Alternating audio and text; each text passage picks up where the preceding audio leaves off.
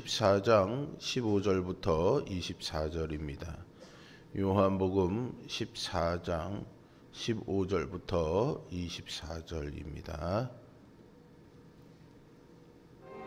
너희가 나를 사랑하면 나의 계명을 지키리라. 내가 아버지께 구하겠으니 그가 또 다른 보혜사를 너희에게 주사 영원토록 너희와 함께 있게 하리니 그는 진리의 영이라. 세상은 능히 그를 받지 못하나니 이는 그를 보지도 못하고 알지도 못함이라. 그러나 너희는 그를 아나니 그는 너희와 함께 거하시며 또 너희 속에 계시겠음이라. 내가 너희를 고아와 같이 버려두지 아니하고 너희에게로 오리라.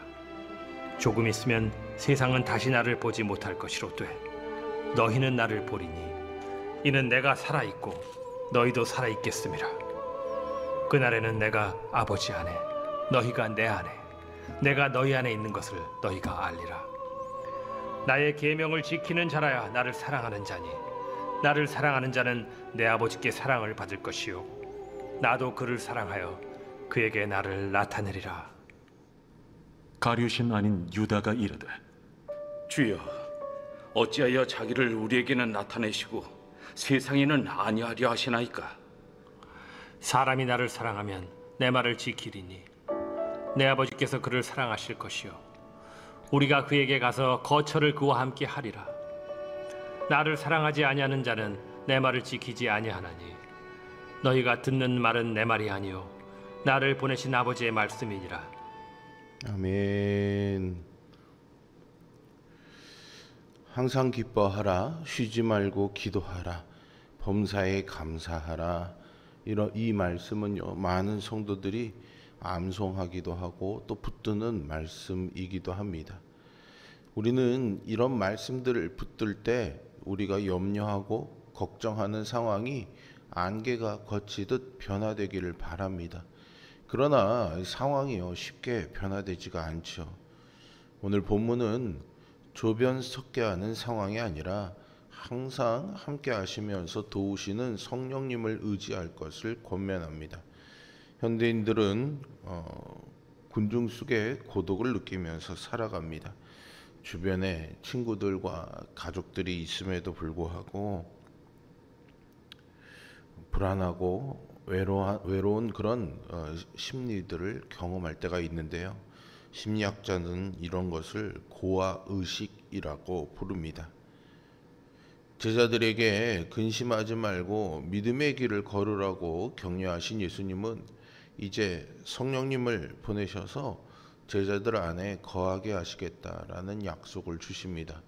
그리고 그들을 고아 같이 내버려 두지 않으시고 함께 하심으로 아버지의 사랑을 그 택하신 자들에게 나타내실 것 또한 약속하시죠. 예수님은 당신을 사랑한다면 당신의 계명을 지켜야 된다라고 15절에서 말씀하십니다. 그러나 예수님의 계명을 지키는 것은 제자들의 자력으로는 이룰 수 없는 높은 차원의 일입니다. 예수님은 이것을 잘 알고 계시기에 보혜사를 보내셔서 영원토록 신자들의 마음속에 거하게 하실 것을 16절에서 약속하고 계십니다. 우리가 가장 불안해하고 염려할 때는요, 천재지변이나 갑작스러운 변화와 같이 우리가 제어할 수 없는 일들이 갑자기 일어날 때입니다. 제자들이 모든 것을 버려두고 예수님을 따를 수 있었던 것은 앞으로 일어날 어떠한 변화도 예수님이 해결해 주신다라는 확신이 있었기 때문입니다. 그런데 예수님이 곧 자신들을 떠나신다고 하니 제자들이 얼마나 두려움에 휩싸였겠습니까? 예수님은 염려하며 불안해하는 제자들에게 또 다른 보혜사를 아버지께 구해 영원히 그들과 함께 해 주시겠다 약속하시죠. 구약 시대에는 성령님이 아무에게나 오시지 않고 또 임시적이고 제한적으로만 거하셨습니다. 그러나 예수님이 보내실 성령님은 신자 안에 영원히 내주하실 것입니다. 이것은 정말 놀랍고 영광스러운 일이죠. 보혜사라는 말은요, 원어적인 의미에서 보면 어디 어디 곁에라는 말과 부르다라는 말의 합성어입니다. 우리의 곁에서 용기를 북돋아 주시고 도움을 주시는 것이 바로 보혜사입니다. 성령님은 예수님과는 다른 위격을 가지고 계신 삼위일체 하나님의 한 분이시지만 예수님과 같이 우리를 도우시는 분이십니다. 그런데 예수님을 믿는 사람들이 구원을 선물로 받았다면 그 사실은 잘 알고 있는데 성령님 또한 선물로 받았다는 사실은 잘 모르는 신자들이 있습니다. 그래서 예수님은 믿는데 성령님과 함께하는 삶을 살지는 못하는 것이죠. 예수님은 보혜사가 진리의 영이지만 세상에 능히 담을 수 없고 보지도 알지도 못하나 택함을 입은 자들은 그분의 존재를 알고 그분이 신자들의 심령 속에 계실 것이라고 말씀하십니다. 이제 세상은 성령님을 가진 자와 그렇지 못한 자로 나뉠 것이고 성령님이 임재해 그 안에 내주하시는 신자들은 이 세상에서 끝내 승리할 것입니다. 성령님은 우리와 함께 해주시고 우리의 삶을 인도해 주십니다. 성령님과 함께 하지 않으면 우리는 어디로 갈지 몰라 방황합니다. 성령님은 예수님처럼 우리와 함께 하시고 우리를 돕도록 하나님께 보냄받은 분입니다. 우리 안에 내주하시는 성령님께 삶의 작은 일까지도 아뢰으며 교제하는 삶을 사십시오. 그분이 가장 좋은 길로 여러분들을 인도해 주실 것을 주님의 이름으로 축복합니다. 예수님은 성령님에 대한 약속과 더불어서 제자들을 버려두지 않으시고 다시 오시겠다라는 약속을 18절에서 하십니다. 이것은 먼저는 부활하신 몸으로 다시 만나시겠다는 것을 약속하는 것이고요. 또 궁극적으로는 재림주로 다시 오시겠다는 것을 의미하는 겁니다. 이 두 가지를 다 포함하는 거죠. 내가 살아있고 너희도 살아있겠음이라 라는 19절의 말씀은 예수님이 부활하신 것처럼 신자들 역시 부활해 그리스도를 다시 만날 것이다 라는 약속입니다. 그때까지는 내주하시는 성령님을 통해 그리스도와의 교제와 연합을 이어갑니다. 그 연합은 주님이 보내신 성령님과 신자의 연합, 신자와 그리스도의 연합입니다. 한마디로 예수님은 죽으시고 부활하시나 성령님을 통해 신자와 늘 연합하시고 함께 하실 것입니다. 이 약속은 새 계명에 순종하는 모든 자에게 주어지는 것이고 그 사랑의 실천은 이 땅에서도 천국을 보며 누릴 수 있는 비밀이 됩니다. 예수님은 떠날 때가 가까웠다는 것을 아시고요. 제자들을 끝까지 사랑하셨습니다. 남아있을 제자들을 위해서 또 다른 보혜사, 즉 그들과 항상 함께 하시며 그들을 도우실 성령님을 약속하시고 고아와 같이 버려두지 않으시겠다라고 약속하셨죠. 일반적으로 고아는요, 부모가 없는 아이를 가리키지만 이 고아를 가리키는 성경의 원어에는요, 황폐하다, 적막하다, 버려진, 외로운이라는 더 깊은 의미를 담고 있습니다. 따라서 이 말씀은 단지 부모의 돌봄이 필요한 아이 같은 제자들에게 성령님을 보내주시겠다라는 그런 의미를 넘어섭니다.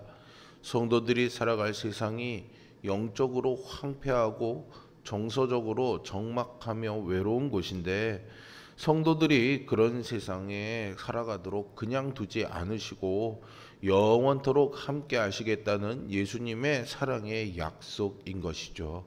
따라서 성령님은 예수님이 우리를 어떻게 사랑하시는지를 일상에서 인격적으로 체험하게 하는 사랑의 증표입니다.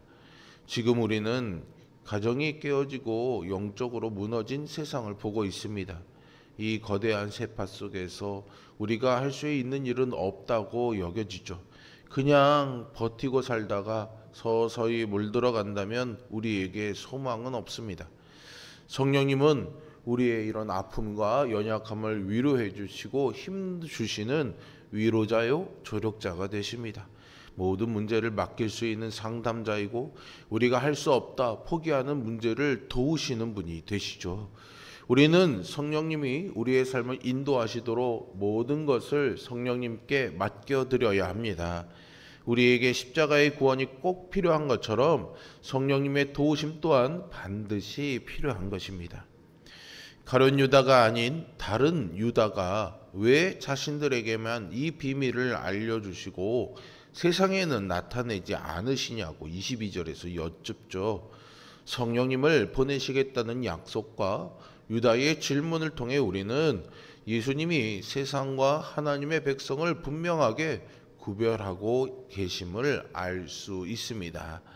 예수님은 이미 앞에서 하신 말씀, 즉 당신을 사랑한다면 사랑의 계명에 순종해야 하고 순종하는 자만이 성령님이 그 안에 함께 하신다는 하나님의 연합 그리고 그리스도와의 연합함으로 천국을 누릴 것을 다시 한번 23절과 24절에서 강조해 말씀하십니다. 예수님이 함께 하시는 백성만이 주님을 볼 수 있고 주님께 순종하는 자에게만 주님을 나타내시는 이 비밀은 거저 주어지는 구원의 은혜와 구원받은 자로서 힘써야 하는 성화의 과정을 모두 담고 있습니다. 새 계명에 순종하는 백성은 함께 해 주시겠다고 약속하신 주님과 완벽한 연합을 이루어 이 땅에서 천국을 누릴 수가 있습니다. 사랑의 명령과 사랑의 약속 모두를 주신 주님의 말씀에 우리가 순종함으로 이 땅에서도 천국의 삶을 누리며 살아가시기를 주님의 이름으로 축복합니다.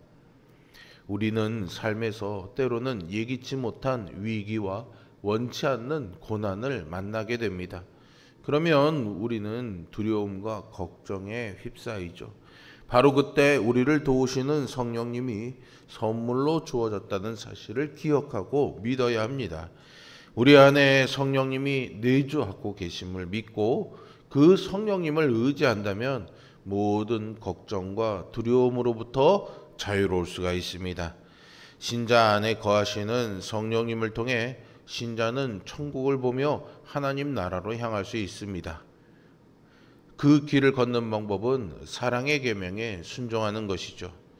길을 내어주신 주님께 감사하면서 성령님과 동행하며 순종의 걸음을 걸을 때 우리는 천국을 보고 하나님 나라를 맛볼 수 있습니다. 이것은 우리가 어떤 근심이나 걱정, 염려되는 일들을 만나지 않는다는 약속이 아닙니다. 우리 안에 걱정과 염려와 불안과 두려움이 생기지 않는다는 약속이 아닙니다. 여전히 그런 상황을 만날 수 있고 여전히 그런 마음이 우리 안에 끊임없이 일어나게 되지만은 성령님이 함께 하시면은 우리가 거기에 매여 있는 삶을 사는 것이 아니라 거기에서 자유로운 삶을 살 수 있다라는 것이죠. 이것이 바로 하나님의 나라를 맛보는 신자의 삶입니다. 또한 그것이 이 땅에 남겨진 제자들을 향한 또 이 땅에서 살아가는 하나님의 자녀들을 향한 주님의 약속이며 격려인 줄로 믿습니다. 우리 모두가 이 주님의 약속과 격려를 기억하면서 오늘 또 앞으로도 어떤 일을 만나든지 간에 왜 나에게만 이런 일이 일어나느냐라는 원망과 두려움 대신에 주님이 나와 함께 하시니 이런 일이 있어도 이런 염려와 불안이 있어도 흔들리지 아니하며 주님의 사랑에 신실하게 매여 늘 주님의 말씀에 따라 사랑으로 살아가는 우리 모두가 될 수 있기를 주님의 이름으로 축복합니다. 기도하겠습니다. 거룩하시고 살아계신 아버지 하나님, 오늘도 이 말씀을 통해 우리를 격려해 주시고 힘 주시니 감사와 찬양을 올려드립니다. 주 앞에 나와 말씀을 듣고 기도합니다. 기도하는 가운데 이 말씀이 내게 확신이 되게 하여 주시고 주님의 약속이 그저 막연한 기대에 머무는 것이 아니라 반드시 내 삶에 이루어질 그리고 이미 이루어지고 있는 주님의 확실한 약속임을 기억하게 하여 주시옵소서. 성령님, 오늘 이 주님의 약속대로 우리 안에 함께 하시는 줄로 믿습니다. 내 뜻대로 내 육신의 본성대로 살아가지 않도록 나의 주인 되어 주시고 나를 주장하여 주시어서 오늘도 주님의 뜻 안에서 하나님의 나라를 내 삶에 이루며 살아가도록 인도하여 주시옵소서. 예수 그리스도의 이름으로 기도합니다.